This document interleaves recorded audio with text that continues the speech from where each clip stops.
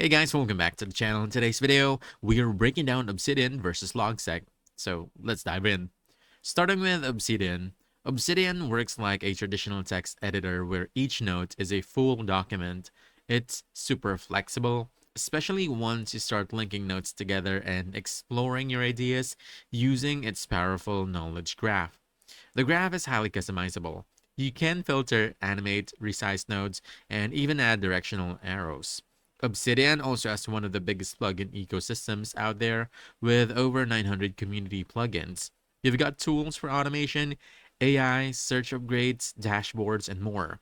Obsidian also comes with Canvas for visual thinking, a polished workspace where you can create diagrams and project boards, and if you want syncing, Obsidian has its own encrypted sync service, plus optional paid upgrades like Catalyst if you want early features. Now, moving on to Logseq. Logseq is block-based, meaning every bullet point is its own block that you can nest, reorder, and even open as its own page.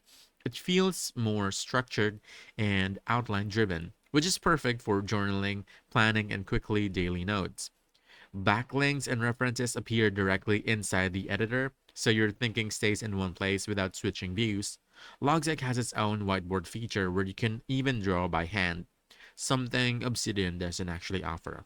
And while its plugin ecosystem is smaller at around 300 plugins, it still has great tools for reminders, automations, and integrations like Figma and ChatGPT.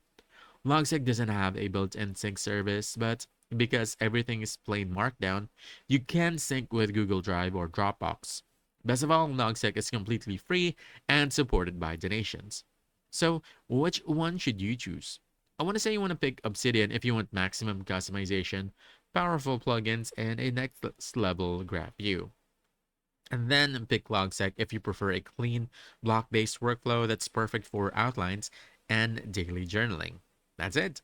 If you found this helpful, don't forget to hit that like button, subscribe for more quick guides, and I'll see you in the next one. Thanks.